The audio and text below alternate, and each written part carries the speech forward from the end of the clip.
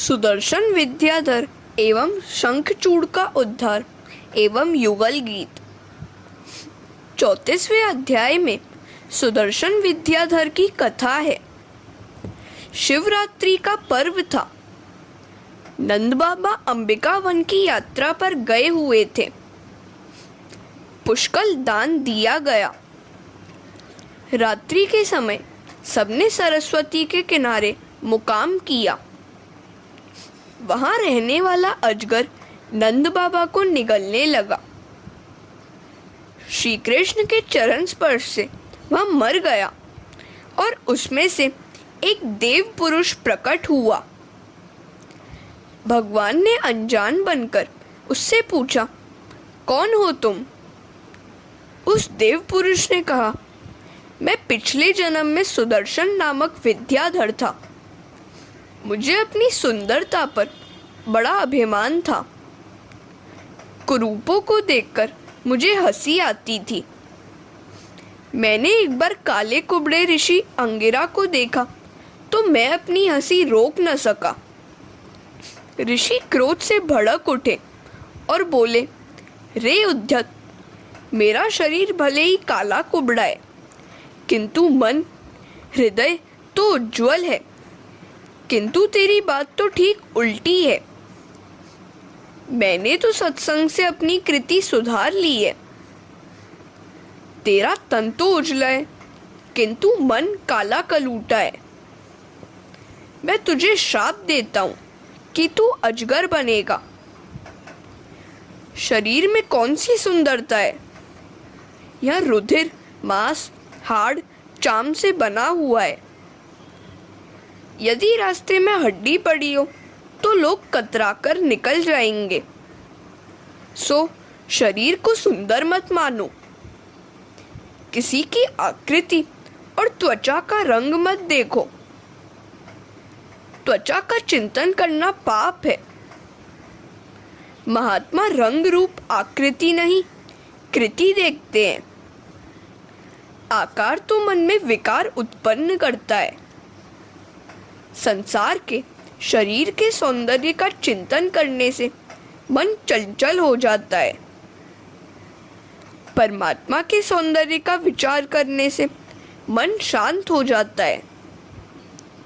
शरीर और संसार को सुंदर माना नहीं कि पाप शुरू हो जाता है। ईश्वर के सौंदर्य की कल्पना से भक्ति शुरू होती है। ज्ञान की दृष्टि से सौंदर्य किसी की देह या संसार में नहीं है। सौंदर्य तो अंदर है। सौंदर्य तो मन में होता है, हृदय में होता है, रूपरंग आकृति में नहीं। व्यक्ति के हृदय का सौंदर्य देखो, शरीर का नहीं। सत्कर्म करने के बाद नंद बाबा सो गए तो अजगर उन्हें निगलने लगा। इसका अर्थ यह है कि सत्कर्म करने के बाद जागृत रहना चाहिए। सत्कर्म कर लेने के बाद लोग आत्म प्रशंसा, प्रमाद, निष्क्रियता में डूब जाते हैं। सो अभिमान रूपी अजगर उन्हें निगलने लगता है। रात्रि के समय जागने का अर्थ है स्वयं कुछ भी नहीं किया ऐसा मानना और अनुभव करना। सत्कर्म हो जाए तो मान लो कि प्रभु की कृपा के कारण ही वह सब कुछ हो सका है। प्रभु ही ने मुझे निमित्त बनाकर वह सत्कर्म किया है। आगे शंखचूड़ के वध की कथा आती है। गोपियां रात्रि के समय श्री कृष्ण के साथ रासलीला करती थी और दिवस के समय श्री कृष्ण लीला में लीन रहती थी। युगल गीत और वेणु गीत के भाव समान हैं। मनुष्य जब निठल्ला बेकार बैठा होता है तब उसके मन में पाप आता है। रात को जप करो। निवृत्ति के समय मन को काम सुख, द्रव्य आदि की ओर न जाने देना। हरे कृष्णा। यह मन तो चंचल वानर जैसा है। अकेले और निठल्ला हुआ नहीं कि कूदा कादी करने लग जाता है। उसे हमेशा सत्कर्म शुभ चिंतन में लगाए रहो। कुछ काम न होगा तो वह बुरे विचारों में उलझ जाएगा। सो हमेशा भगवान का स्मरण और सत्कार्य करते रहो। आँख, नाक, कान, जीभ, मन सभी को भक्ति में लगाए रहो। एक ब्राह्मण की पत्नी की मृत्यु हो गई तो वह बेचारा दुखी हो गया। घर में छोटे बच्चे थे और देखभाल करने वाला कोई न था। उसने थक हार कर अपने मित्र से अपनी राम कहानी सुनाई तो मित्र ने भूत प्रसन्न करने का मंत्र दिया।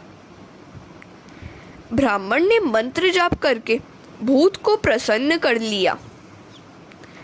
भूत ने प्रसन्न होकर कहा, मैं तुम्हारे सभी कामकाज करूंगा, किंतु मैं बेकार नहीं बैठ पाऊंगा। यदि मुझे कुछ काम न दिया गया तो मैं तुम्हें खा जाऊंगा। भूत तो सभी काम कुछ ही मिनटों में खत्म कर देता था।